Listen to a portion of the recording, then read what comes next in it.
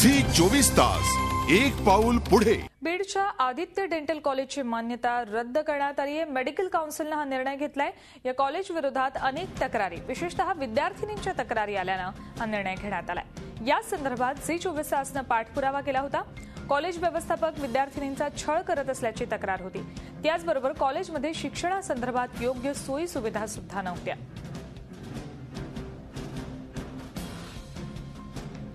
व्यवस्थापन कॉलेजमधल्या विद्यार्थ्यांचा छळ करत असल्याची तक्रार आली होती। झी 24 तासनं या कॉलेज संदर्भातल्या सगळ्या तक्रारींचा, संपूर्ण बातम्यांचा सतत पाठपुरावा केला होता।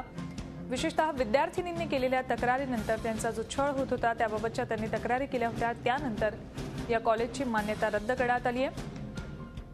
आपल्यासोबत आमचे प्रतिनिधी लक्ष्मीकांत रोईकर आहेत, त्यांच्याकडून अपडेट्स घेऊयात। लक्ष्मीकांत, झी 24 तासने बातमीचा सतत पाठपुरावा केला होता आणि आज अखेर त्याला यश आलंय असं म्हणावं लागेल। अगदी बरोबर आहे सुवर्णा। साधारणपणे 10 जानेवारी 2013 रोजी या महाविद्यालयातील ज्या विद्यार्थिनी आहेत त्यांनी मोठं आंदोलन केलं होतं।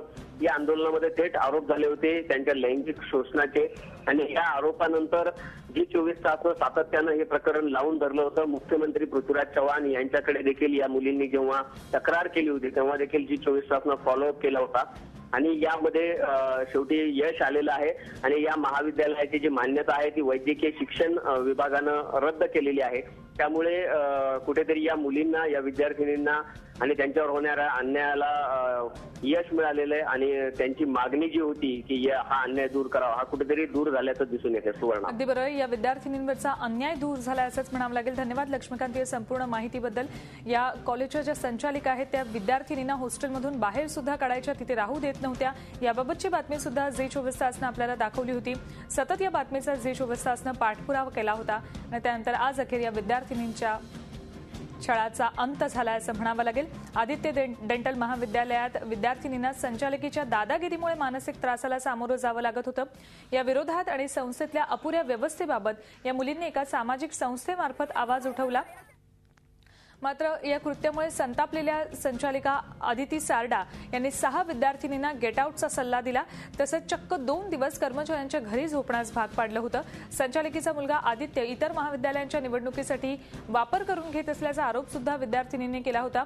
विद्यार्थिनींच्या आरोपांमुळे संतापलेल्या संचालिका अदिती सारडा यांनी त्यांना धमकी सुद्धा दिली होती। यामुळे एक विद्यार्थिनी भोवळ येऊन पडली। दुसरीकडे वातावरण तंग झाल्यानं घटनास्थळी दाखल झालेल्या पोलिसांनी चक्क मुलींनाच कॉलेज बदलण्याचा सल्ला दिला होता। झी 24 तास एक पाऊल पुढे।